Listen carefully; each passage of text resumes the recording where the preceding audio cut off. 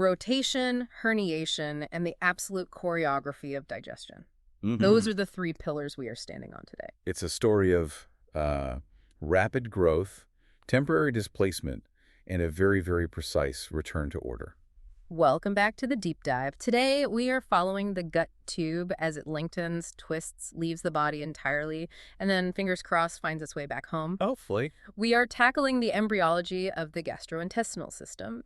And I have to say, looking at the outline, this feels less like a biology lesson and more like a high-stakes packing problem. That is exactly what it is. It's the ultimate packing problem. How do you fit 20-plus feet of tubing into a box that's, just a few inches tall? Before we start trying to stuff that rope into the shoebox, let's set the stage. We're pulling from three absolute titans of the field today to guide us through this. Right.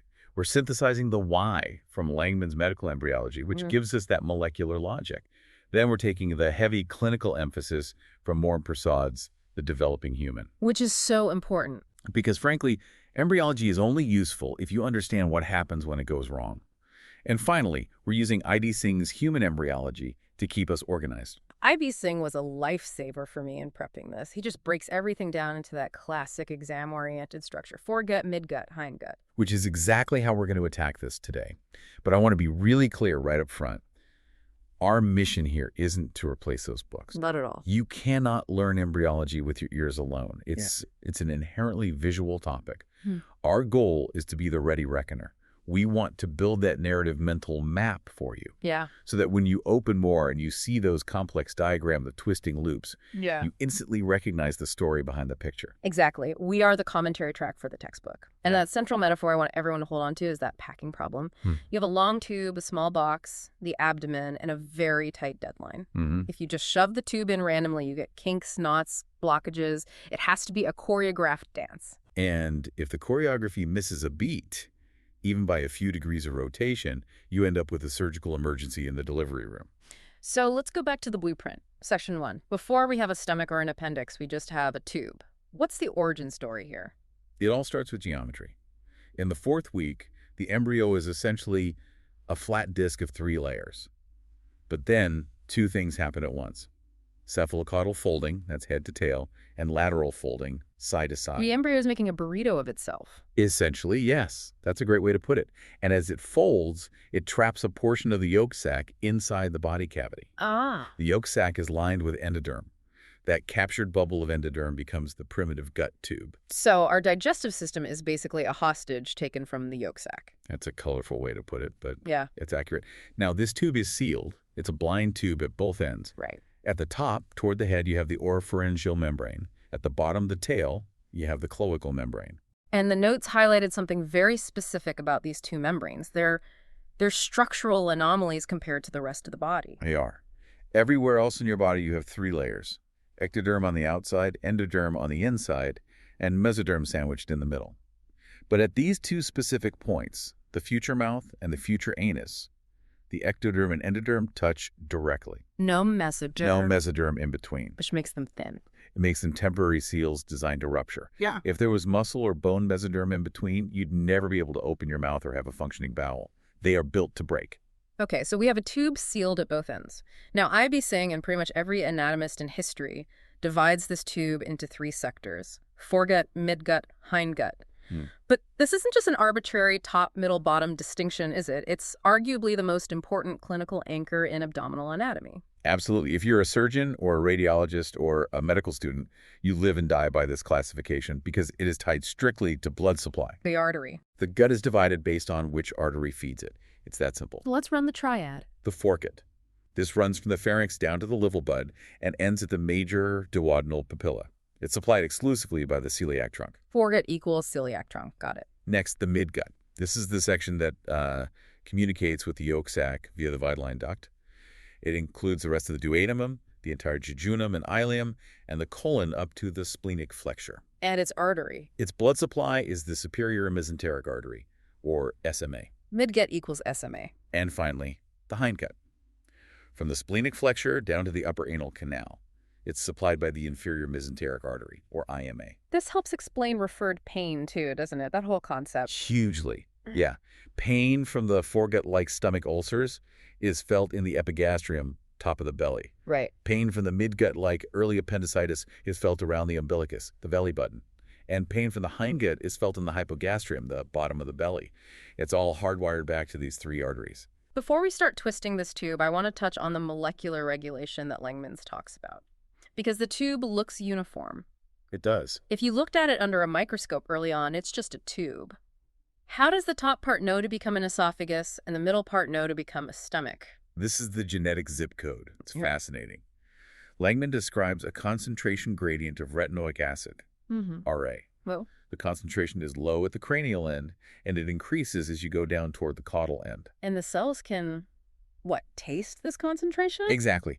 The local concentration of retinoic acid triggers specific transcription factors in the endoderm. It's a signaling cascade. So in the area destined to be the esophagus and stomach, the gene SOX2 is activated. Okay. Further down for the duodenum, PDX1 is turned on. In the intestine, CDXC is turned on. So the identity is stamped on the tissue long before the shape ever changes. Long before the gut knows I am a stomach, before it even dilates. It's the architectural blueprint being printed before the bricks are even laid. Let's move to section 2, the foregut. We're going to walk down the tube. The first challenge here is a separation anxiety issue. We have one tube, but we need two systems, breathing and eating. Right. Initially, the foregut is a single chamber. But around week 4, a respiratory diverticulum, a lung bud, starts growing out of the front wall of the foregut. So the lungs are technically an outgrowth of the gut. Evolutionarily and embryologically, yes. But obviously, you can't have an open connection between your windpipe and your food pipe. No, you'd aspirate every time you swallowed. You would. So a partition wall has to grow. This is the tracheoesophageal septum. It grows to divide the trachea in front from the esophagus in the back. And this brings us to our first check-in point. Yeah. What happens if this wall doesn't build correctly? You get one of the most classic neonatal emergencies, esophageal atresia, usually paired with a tracheoesophageal fistula, a TEEF. Paint the picture for us. What does this look like in real life? Imagine a newborn. Looks perfectly healthy. APGAR scores are fine. But the first time the mother tries to breastfeed, disaster strikes. The baby coughs, chokes, and turns cyanotic blue immediately. Because the milk has nowhere to go. The septum deviated posteriorly. It sort of pinched off the esophagus, turning it into a blind pouch, a dead end. That's the atresia. Right. The baby swallows milk, it hits that dead end, fills up the pouch, and spills right over into the trachea. Hence the choking. And the fistula part, what's that? Usually the lower part of the esophagus, the part attached to the stomach, is still connected to the trachea. That's the fistula. Oh, it's bad. So every time the baby cries or breathes, air is forced from the lungs into the stomach. And worse, gastric acid can reflux from the stomach directly into the lungs. It's a chemical pneumonia just waiting to happen. And the notes mentioned a prenatal clue called polyhydramnios. Can you unpack that? This is a great detective clue. A fetus in the womb is constantly swallowing amniotic fluid. It swallows it, absorbs it, pees it out. It's a cycle. If the esophagus is blocked, the fetus can't swallow. The fluid isn't recycled, so it accumulates in the amniotic sac. If an ultrasound shows polyhydramnios, which is excess fluid, you have to suspect a gut obstruction. It's amazing how dynamic this is even before birth. Now, moving just below the esophagus, we hit the stomach. In the diagrams, the primitive stomach is just a fusiform dilation, a slightly wider tube. But the adult stomach is this J-shaped bag that sits on the left. This is the part that usually confuses students because they try to visualize it as one single motion. It's not. The stomach rotates around two axes simultaneously. Okay, let's separate them. Rotation 1, the longitudinal axis. Imagine looking down the tube from the head. The stomach rotates 90 degrees clockwise. Clockwise. So if I'm the stomach, my left side spins to the front. Correct. The original left side becomes the ventral or anterior surface. The original right side becomes the dorsal or posterior surface. And this is the key to understanding the vagus nerves. It's the only way the vagus anatomy makes any sense. The left vagus nerve innervates the anterior stomach wall. Why? Because the anterior wall was the left side. Exactly. And the right vagus innervates the posterior wall because the right side spun to the back. That is a perfect memory anchor. Left becomes front, right becomes back. And that rotation has a secondary effect. The dorsal wall, which is now the back, grows much faster than the ventral wall. That disproportionate growth creates the greater curvature. So we have a spinning, bulging tube, but it's still vertical. Right. Now we need the second rotation, the anteroposterior axis. Think of this as the stomach kind of tipping over. Okay. The cranial end, the cardiac part, moves to the left and slightly down. The caudal end, the pyloric part, moves to the right and slightly up. So it spins and it tips. Exactly. This places the stomach in its final diagonal position across the upper abdomen. And crucially, because the duodenum is attached to the pylorus, this movement swings the duodenum over to the right. Forming that C-loop. It pushes the duodenum into a C shape and basically plasters it against the posterior abdominal wall. That is why the duodenum becomes retroperitoneal. It gets pinned to the back by the stomach's rotation. Okay, foregut sorted. Esophagus split, stomach spun, duodenum pinned. Now let's take a deep breath because we are entering section 3, the midgut. The outline calls this the great herniation. This is the main event. If you're going to re-listen to any part of this deep dive, make it this section. This is a choreography that determines everything. Set the scene. Week 6. What's the problem? The problem is a lack of real estate. The embryo is growing fast. The liver is expanding massively to start making blood cells. Right. The kidneys are inflating. The abdominal cavity is simply too small to contain the gut tube, which is lengthening at an incredible rate. It's that packing problem. The box is full. So nature's solution is temporary exile. The midgut forms a U-shaped loop and herniates out of the abdomen into the umbilical cord. So just to be clear, every single person listening to this had a hernia as an embryo. A physiological umbilical hernia. Yes. For about 4 weeks, from week 6 to week 10, your intestines were hanging out in the cord, outside your body wall. Okay, so the loop is out. Let's map the loop. The loop has an axis, which is the SMA, the superior mesenteric artery. Is a cranial limb, the top part, and a caudal limb, the bottom part. And at the apex of the loop, it's tethered to the yolk sac by the vitelline duct. The cranial limb becomes the small intestine. Mostly the jejunum and upper ileum, yeah. The caudal limb becomes the lower ileum, cecum, appendix, and the ascending colon. Now, it doesn't just sit in the cord, it dances. It rotates, and the magic number is 270. It rotates 270 degrees counterclockwise around the SMA. Let's break that 270 down, because it happens in 2 stages, right? It does. Stage 1 happens during the herniation. As the loop is pushing out into the cord, it rotates 90 degrees counterclockwise. Imagine a steering wheel turning left. Right. So the cranial limb, the small bowel, moves to the right. The caudal limb, the large bowel, moves to the left. They're now side by side horizontally. Okay, 90 degrees done. We hang out in the cord for a month. Now it's week 10. The abdomen has grown. The liver has slowed down. It's time to come home. This is stage 2, the return. As the gut slides back into the abdomen, it rotates another 180 degrees counterclockwise. 90 plus 180 is 270. Exactly. And the sequence of return is critical. The small intestine, the jejunum, returns first. Because of the rotation, it slips behind the SMA and settles in the left upper quadrant. In the colon. The caudal limb. So the cecum and appendix returns last. It initially lands high up under the liver in the right upper quadrant. But the appendix belongs in the bottom right corner. Correct. So the final step after the return is the descent of the cecum. It migrates down from under the liver to its final home in the right iliac fossa. IB Singh points out that the appendix actually sprouts during this descent. Yes, as a small conical diverticulum from the cecum. Yeah. And if that descent doesn't finish, you get a subhepatic cecum. Your appendix is stuck under your liver. Oof. Good luck diagnosing appendicitis there. It mimics gallbladder pain perfectly. That's a nightmare for a clinician. It is, but that's a minor issue compared to what happens if the rotation itself goes wrong. Which brings us to section 4. When the choreography fails, we've established this complex dance-out, twist 90 in twist 180. That is a lot of moving parts. It is, and the most dangerous failure mode is malrotation. What happens in malrotation? It's usually a failure to complete that final 180-degree turn.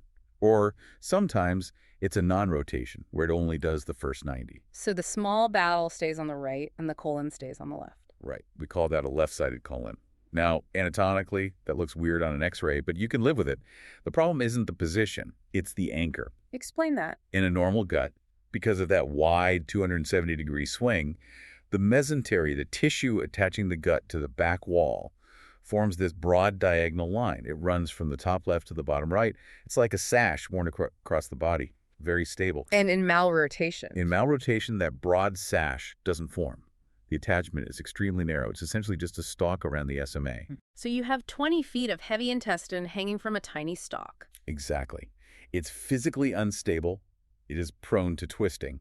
And when it twists, it's called a volvulus. Midgut volvulus. The entire small bowel twists around the SMA. It chokes off its own blood supply. This is a catastrophic event. The gut will die necrosis within hours, if not fixed. And the clinical vignette here is very specific, isn't it? Yes. It's almost always a healthy infant who suddenly starts vomiting bile.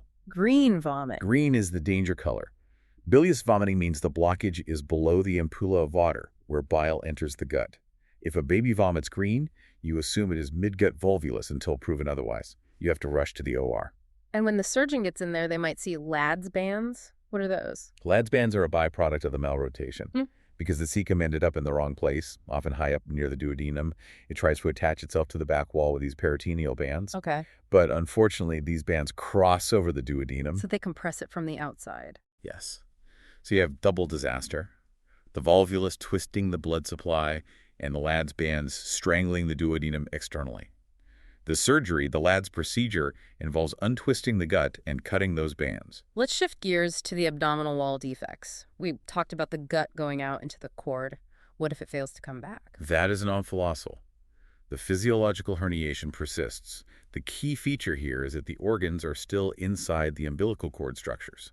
That means they are covered by a membrane, the peritoneum and amnion. So you see a bubble at the belly button with intestines inside? Yes.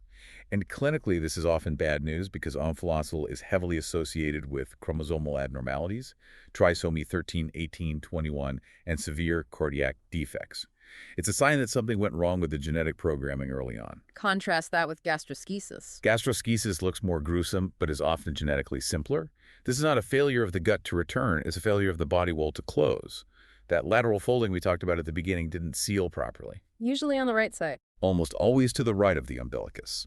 The gut spills out through a hole in the skin. Because it's not in the cord, there is no membrane. The intestines are just floating naked in the amniotic fluid. That sounds damaging. It is. Amniotic fluid is irritating. It contains fetal urine. The bowel gets thick, conjunctivitis matted. But unlike omphalosal, gastroschisis is usually an isolated structural accident. Right. It's rarely associated with Down syndrome or heart defects. The survival rate is actually quite high. So omphalosal is membrane plus chromosomes. Gastroschisis is naked bowel plus isolated. That's the Ready Reckoner rule. Exactly. Let's talk about blockages inside the tube itself. Atresias, we mentioned the esophagus, but Moore spends a lot of time on duodenal atresia.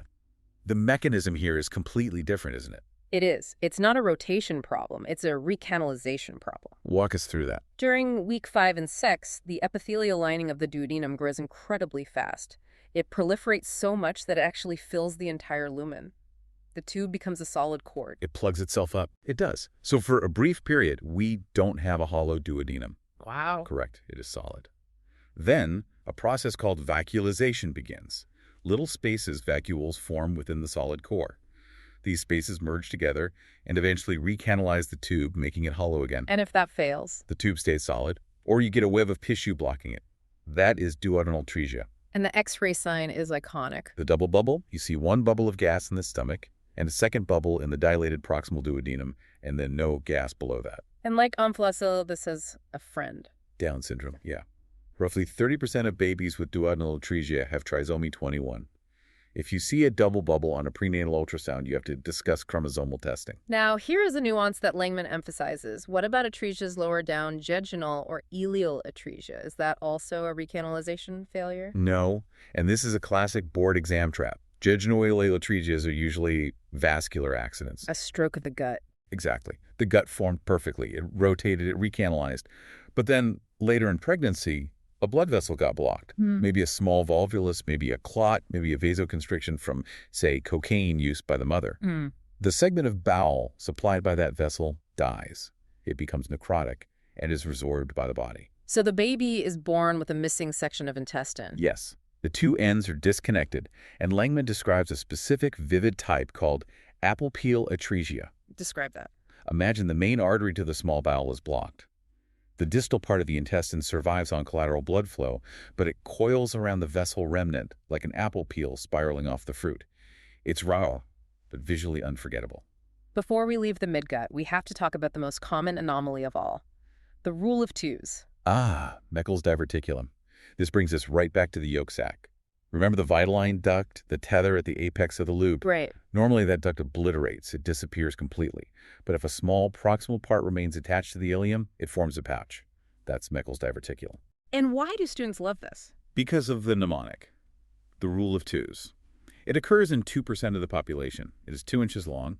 It is located 2 feet from the ileocecal valve. It is twice as common in males. And it usually presents before age 2. And the kicker, it contains 2 types of ectopic tissue. Right. And this is why it's dangerous. It can contain ectopic pancreatic tissue or, more commonly, ectopic gastric mucosa. Stomach lining in the intestine. Yes. So you have a pouch in the small bowel that thinks it's a stomach. It secretes hydrochloric acid. The ileum is not built for acid. So it ulcerates? It ulcerates and bleeds. So the symptom is? Painless rectal bleeding in a toddler. It's often termed current jelly stool.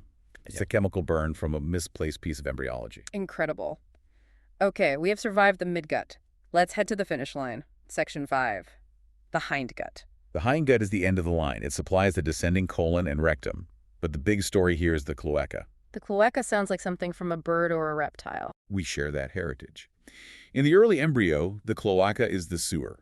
It's a common chamber for both the hindgut feces and the elentuous urine. It's all mixed together. Obviously, in a human adult, we prefer those waste streams to be separate. We do, so we need a partition. Enter the urorectal septum.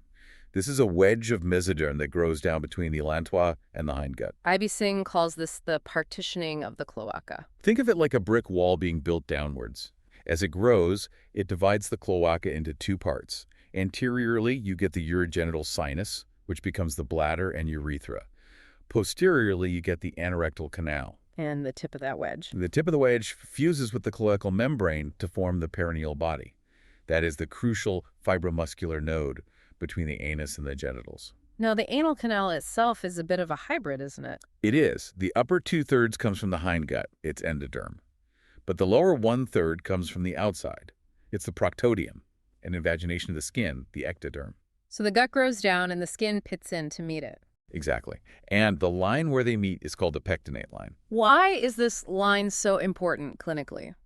Because the rules change when you cross it. Yeah. Above the line, the hindgut part, the blood supply is IMA, the drainage is to internal nodes, and the nerve supply is autonomic or visceral. Which means no pain. No sharp pain. You can stretch it, and it aches, but you can't feel a pinprick. That's why internal hemorrhoids bleed, but they aren't usually painful. But below the line. Below the line, the ectoderm part, it is somatic innervation. It's just like your skin. It is exquisitely sensitive to pain. Right. That's why external hemorrhoids or anal fissures are absolutely agonizing. It's amazing how the embryological origin dictates the patient's experience of pain 50 years later. It dictates everything. If that urorectal septum we talked about doesn't grow straight, if it deviates, you get fistulas. Connections between the systems. Yes. You can have a rectovaginal fistula, a connection between the rectum and vagina, or a recurethral fistula, rectum to urethra. Basically, the partition failed, and the poop chute is connected to the pee chute, or the birth canal. These are complex malformations that require careful reconstruction. So looking back at this whole journey, it really is a packing problem solved through this elaborate choreography. Let's just recap the dance steps. Step 1, the tube. It lengthens and gets its identity from that RA gradient. Step 2, the foregut twist. The stomach rotates 90 degrees clockwise and tips over, setting up the vagus nerves and the retroperitoneal duodenum. Step 3, the midgut herniation.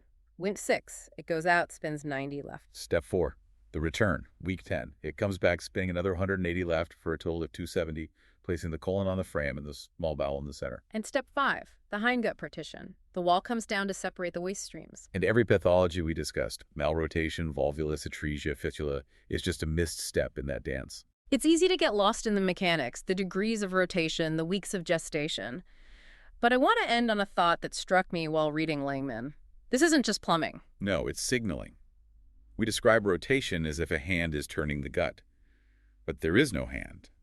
This movement is driven by differential growth rates, controlled by millions of cells talking to each other. The SHH and HOX genes. Exactly. Sonic hedgehog SHH, secreted by the endoderm, tells the surrounding mesoderm what to do.